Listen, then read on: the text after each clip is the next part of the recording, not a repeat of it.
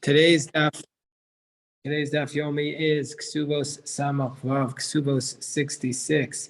So the Mishnah tells us we're going to start on the bottom of Samach Beis with the sixth chapter, Mitzias Ha'isha. A woman finds a lost object, Umaisa and also her earnings, they belong Labala, they belong to her husband. So the lost objects and the earnings, they belong to her husband.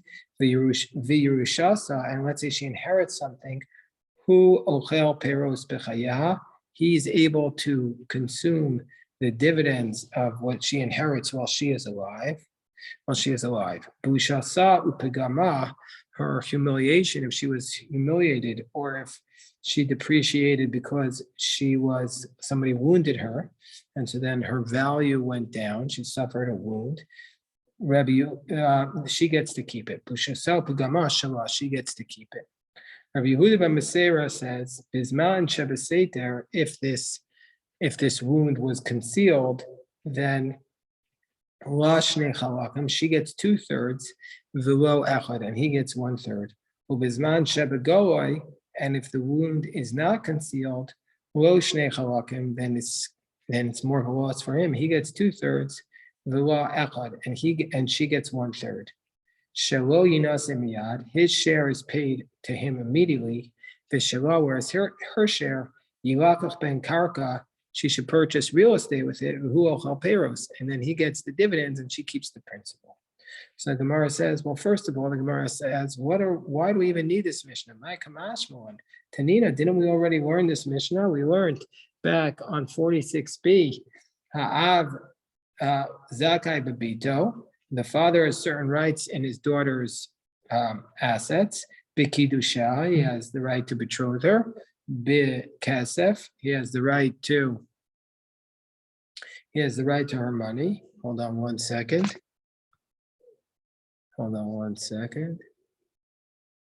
Okay, he has the right to her money. Bishtar, Bikasef means to say that if he betroths her, he has the right to the money as a result of that. Bishtar, he has the right to collect a contract and thereby betroth her. Bia, and he has the right to tell her that she has to marry this person through Bia. So and then the Mishnah continues, Zakai b'mitziasa, the father on his daughter, he has the rights to her objects that she finds, and he has the right to her salary, he has the right to know her vows, and also he accepts a divorce on her behalf. Ve'eno ochel peros bechayaha, and he does not, if she inherited something or she acquired something, if she has assets, the daughter, he doesn't get the dividend while she's alive. It goes into a trust. Nises, but then the Mishnah says, if the daughter would get married, yes, the husband has more rights than the father. Shehu ochel peros bechaya, he consumes the dividends while she's alive. So therefore, we see from here, now we've already learned this idea that the husband has the rights to her salary and to her lost objects. So why is our Mishnah repeating this basic idea? So the Gemara explains, no, we need it for the fact that the father gets her humiliation rights and that the husband gets the money if she was humiliated or if she was wounded, her depreciation. And so therefore, that's what we need to teach us. The whole Mishnah was taught to teach us this dispute between the Rabbanan, who say that she gets it, and Rabbi Yehuda ben Meseira says that the husband gets, depending on whether it's concealed or not, 2/3 or 1/3. So Tani Tana Kameh de Rava. So somebody was teaching, not a Tana, but somebody was teaching in front of Rava a source, a brisa, and he said as follows.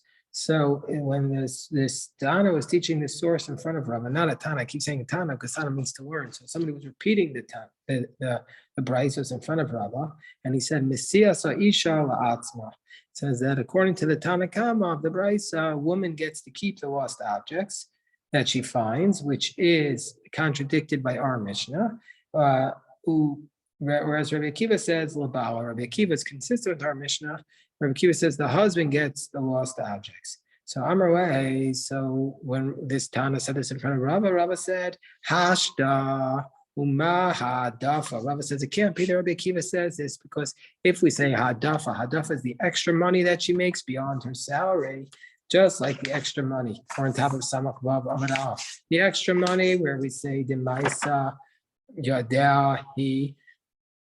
Whereas when it comes to the extra money, we could say that belongs, where we could say that the extra money, even there, it's also considered Maaseh Yadeh. That's also within the context of work that she makes, and therefore it's more likely to say it belongs to him because he's supporting her in exchange for Maaseh Yadeh. And there, Rabbi Akiva says she herself gets to keep it. Rabbi Akiva la'atzma. So when it comes to Maaseh Yadeh, to her own work with the extra money, where it's more likely to say it belongs to the husband, there Rabbi Akiva says it belongs to her. Mitzi also a kol shekain, for sure. According to Rabbi Akiva, she should be able to keep her lost objects. The Tanan, and how do we know that Rabbi Akiva says Maaseh Yadeh, the Hadafa, goes to her herself and not to her husband? Because we learned in the Mishnah, and we had this earlier in 59a, we said, Rabbi Akiva says, Konim, remember this was last Shabbos, Konim Shani Oseh Picha,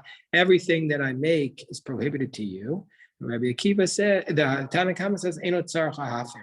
She doesn't need to annul the vow because for sure, she has, what she says has no standing because it belongs to the husband. Whereas Rabbi Akiva says Yafter. Rabbi Akiva says the husband needs to annul the vow because Shema Tadef will have Yoser Min HaRaylo, because maybe the extra money she's going to make extra money, and therefore that's going to belong to the husband. I mean, to her. The extra money will be belonging to her, and if the husband doesn't annul the vow, then he's going to be prohibited from it. So we see from here, Rabbi Akiva says the extra money goes to her. And so therefore, if he says she gets the extra salary, for sure she gets her lost objects. Ella, so the Gemara's first answer is to say Epoch. Okay, reverse that brisa. The lost objects indeed go to her husband, whereas Rabbi Akiva says la'atzma. Rabbi Akiva says she gets to keep the lost objects and also she gets to keep the extra salary. The Gemara says, well, is that really the case? Is it really the case that we're going to say that she gets to keep this? According to Rabbi Akiva, she gets to keep the salary and the lost objects. Gemara says, Rashi explains, at this point we are assuming that mitziyasa is kadafa, that the lost object is like the extra salary, which you got by not working hard. And this is the dispute. So Kiasa Ravin, when Ravin came from Eretz Yisrael to Babel, he says, Amar Rabbi Yochanan taught, if it's extra salary that she doesn't have to stay up late at night and work to get, everybody's going to assume it belongs to the husband. Ki pligi, where is there a dispute? Where is there a dispute? So Rabbi Yochanan said, when we're talking about extra money, which she doesn't have to work hard, everybody agrees that the husband gets that. Everybody's going to assume that the husband gets that. But what about the extra salary that she gets by working the extra hours, by pouring the midnight oil? So there, Tanakama Savar, the Tanakama's other position, Mabawa, that the husband gets that. Rabbi Akiva Savar Atzma. And Rabbi Akiva is going to be of the assumption that she herself gets that extra salary. So where does Rabbi Akiva say she gets the extra salary? Only in a case where she works at Alidei Atchak, where she works extra hard. So that's where Rabbi Akiva says she gets the extra money. And so according to this approach, it's difficult because how could it say in the Brisa that there's somebody who says that the woman gets to keep the salary for herself? The salary is like hadafa, is like the extra money that she got without working, and so therefore everybody says the extra money that she got without working goes to the husband. So therefore, how could the source of this brisa, how can Rabbi Akiva saying that she gets to keep the money herself? Where we're saying the extra money without working goes to the husband. So the Gemara says, Amar Papa, no, you have a basic misconception. No, the lost objects that she found, that's work. When you find a lost object, you think, oh, we just found it? No, that's work. That's like work with that you have to work hard to get. That's what it's like. So, meaning to say, because Rashi says, Rov Mitzios, most found objects, you need to look hard to find them. Basically, it's not simple. You make your own luck. That's the basic idea here. So even there, and this is Plukta de Rabbi Akiva Rabbanon, and so that's exactly the dispute between Rabbi Akiva and the Rabbanon about this mitziasa, this lost objects. Whereas Rabbi Akiva is saying that she gets to keep it because it's the extra work, and the Rabbanan say she doesn't get to keep it because it's because she doesn't get to keep the extra salary, even though she's working hard for it. So that's the Rabbanan's position. By Rav Papa, let's say she does two jobs at once, like she's watching the vegetables while she's weaving. Rashi says, or by Ravina Shlosha, let's say she does 3 or 4 at once. So let's see, what else is she doing? She's watching the vegetables while weaving and leading a singing course, and at the same time,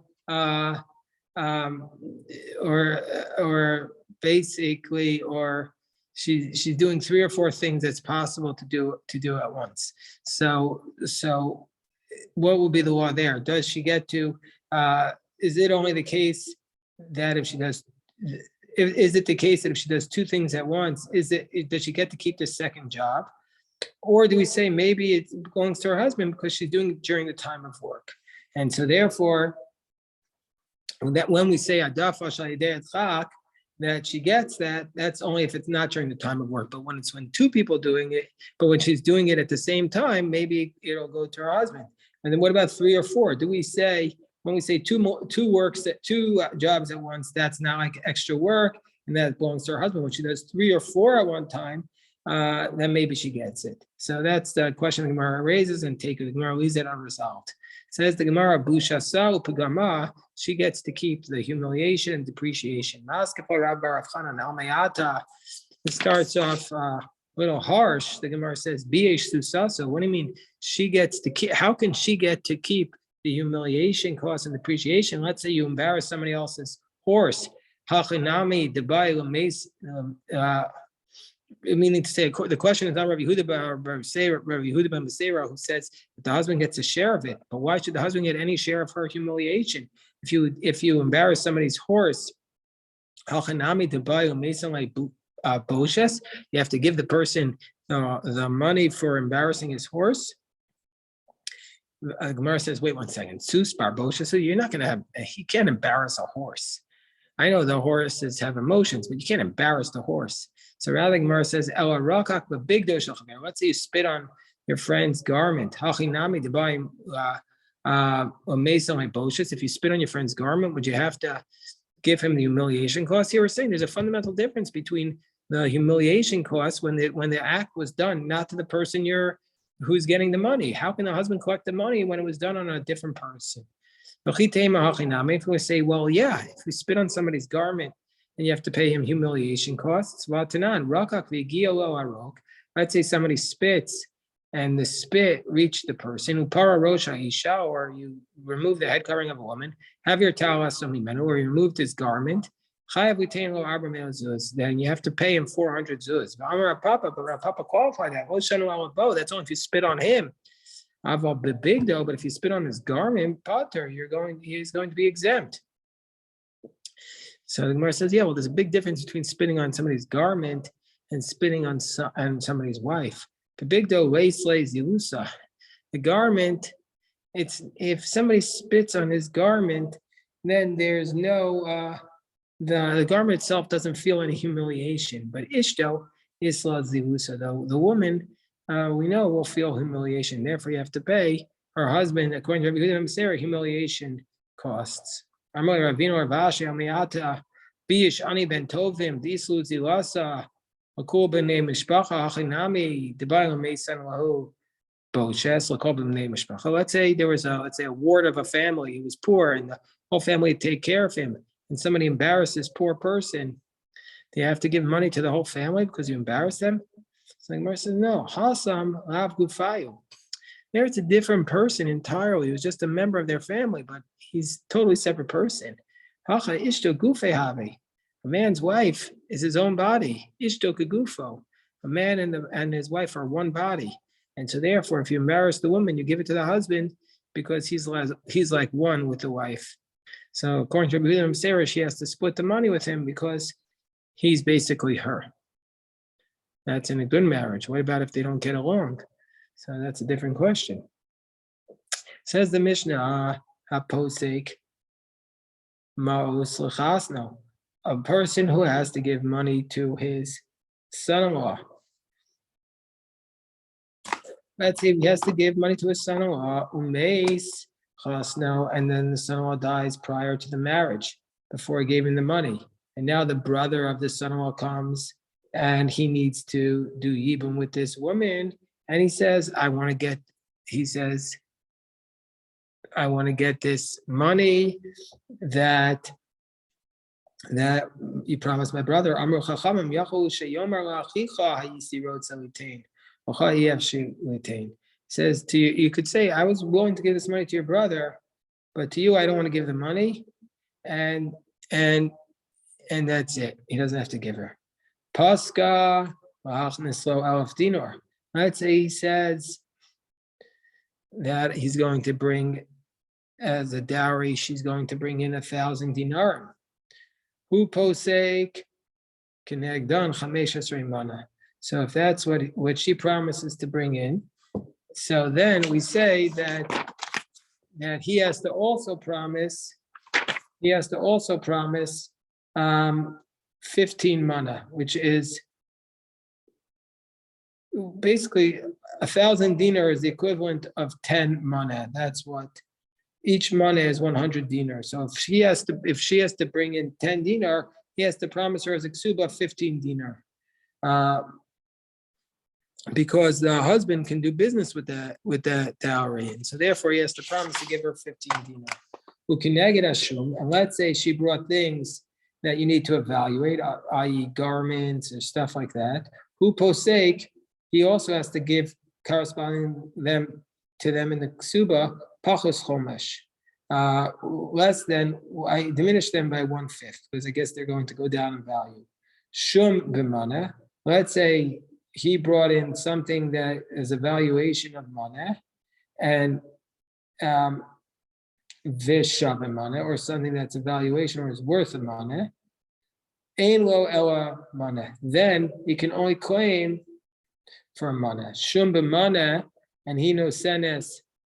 So let's say if she brings in with him something that he would receive for them a mana, meaning to say that he writes in the ksuba that she brought in things that are value of a mana, and we don't know what this would be worth in the marketplace. So the law is hino senes shloshim ve'echad sela v'dinar. She needs to bring that when you bring them into the wedding, their value is 31 sela and a dinar, which is basically 125 dinarim. That is an extra 1/5 on the money. And also we say ba'arba meos. Let's say she brings in to him something that is value of 400. Hino senes. Means to say if she brings something that if he accepts them in the ksuba and he writes that he's going to give her 400, she has to give him 500, which is 1/5 above it. And also, ma shechatem posek, who posek pachos chomesh, that which the husband decides to give in the ksuba, who posek pachos chomesh, he writes it down minus 1/5. So the Gemara says, Tana Badan, Ein tzarich omer Rishon Talmid Chacham V'Sheni Amar. It's that which we said. That when the father of the daughter says, he could say, "I promised your brother, not you." You don't have to say that's in a scenario where the first one is a Torah scholar and the second one is an Amaretz. I feel Rishon Amaretz Sheni Talmid Chacham Yachol Lomar Lachicha Yiti Rotza Litein Ochai Yashil Litein. You could still say to your brother, "I wanted to give," but not to you. Gemara says, "Well, what's the difference in different clauses in the Mishnah?" Hainu Reisha. So they were repeating these clauses over and over again. So the Gemara says, "Tana Shuma Rabba v'Katana Shuma Zuta." It says with a large valuation, and also did it with a small valuation. So to say that it's the same law, and Tana Shuma Didei v'Katana Shuma Didei, and also says when it was her evaluation, and also when it was his evaluation, and also when it was her evaluation. The next Mishnah states, "Paska lachnis lo kisafim." Let's say the woman established that she's going to bring him money, and he's going to give back to her in the ksuba, salah, meaning to say a salah for every salah, nasa shisha dinarim, that for every salah that she brings in, he's going to give her 6 dinarim. Hachasa mekabel of asar dinarim lakupa. The chassan accepts upon himself to give to the woman 10 dinarim for the kupa. And the Gemara is going to explain what a kupa is. Usually in the Talmud, it means like a basket of charity for every mana that she brings in. Shimon Gamliel says, Shimon Gamliel says it all corresponds to the practice of the country where they are. So posik kinegdem chamishas. So the Gemara says, "Hainu posik kinegdem chamishas armana." This is the same thing of what we said before. So the Gemara says, "No, Tana iskarav, Tana iskazuta." Again, we said a big business and a large business. Utzricha di Tana iskarav. If we just talked about a large business, did not for travacha, they're going to make a lot more money. Aval iskazutra de zuta ravacha, about a small business where they make less money. Emelo, maybe you could say that the husband doesn't need to add a third. Utzricha di yashmin iskazuta. If we just said a small business, I would say the zuter ziyuna. We might say because that there's less responsibility of iskarabah the nafish ziyuna, but by a large business there's much more responsibility. You might say that he doesn't need to add on a third. Shricha therefore needs to add on. So the chassan accepts upon himself to give 10 dinar to the kupa for every mana that she brings in. My kupa. What's the kupa? I'm Ravashi. Kupa shalvasamim. It's a box of perfume, so that she used to make herself smell good. This was said only in Jerusalem. That's where they used this perfume, not other places. That which we said that the husband needs to give to the kupa 10 dinarim. So it is a mana for what it was evaluated at, even though the ksuba diminished it by 1/5 of the mana miskabel, or that which the husband gets, which was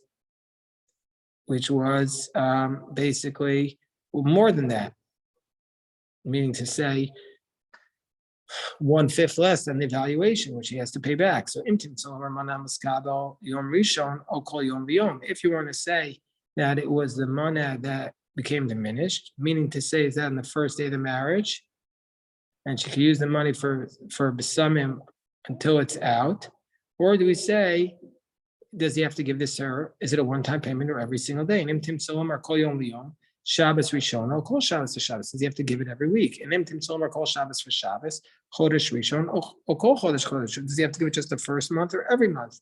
Imtim solom or kol chodesh chodesh shana Rishona. Does he have to pay it just the first year, every single year? Or says Teiko. So now the Gemara tells an incident. There's an incident with the daughter of Nakdima Ben Gurion. We had him in yesterday's daf, and now we have him today. The sages say that she gets 400 zuhuvim. She gets 400 zumim, 400 gold coins from the box of the summon for one day, because she needs so much spices every single day to make her smell good. And she uses the same phrase that we said earlier. May it also be give them like that to your daughters. But anu acharei amen. This time they said amen. Earlier they didn't say amen because she was shomeres yavam. This time she said amen. Tana Rabbanan, Maisa. Rabbi Yochanan Zakkai sheyarochiv al-chamor v'ayotzi Yerushalayim. One time, Rabbi Yochanan Zakkai was riding on a donkey and he was leaving Jerusalem. You tell me that Mahal Chanachra of his students were following him. Riba Achas. They saw a woman. Okay, this is a very, very sad story. She was collecting the barley from the dung of the Arab animals. Kivan Sharal. So when she saw them, this Atfa Bisara, the Amdel, she wrapped herself in her hair and she stood up. Amrullah Rabbi Parnaseni, she said to Rabbi Yochanan Zakkai, support me. Amrullah Biti Miat, he said, my daughter, who are you? Amrullah Bas Nakdimu Ben Gurion Ali. She said, I'm the son of this very wealthy man. He used to be wealthy. Now the temple was destroyed. He had no money. Amrullah Biti Mamon Shal Beis Avich. Where'd your father's money go? Amrullah Rabbi Lo Kadein Maslin Masla. Birshayim Melach Mamon Chaser. Isn't this what they say? The parable. You want to preserve your money, salt it. Meaning to say, that salt is the best way to preserve your money, and the best way to preserve your money is to diminish it, i.e., by giving to charity. She was saying we didn't give enough charity. And some say chesed, by doing kindness.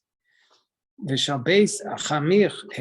where was your money which your husband brought into marriage? My father, because he was punished, he lost also the money that my husband brought in. Rabbi, she said, don't you remember when you signed my ksuba? I read her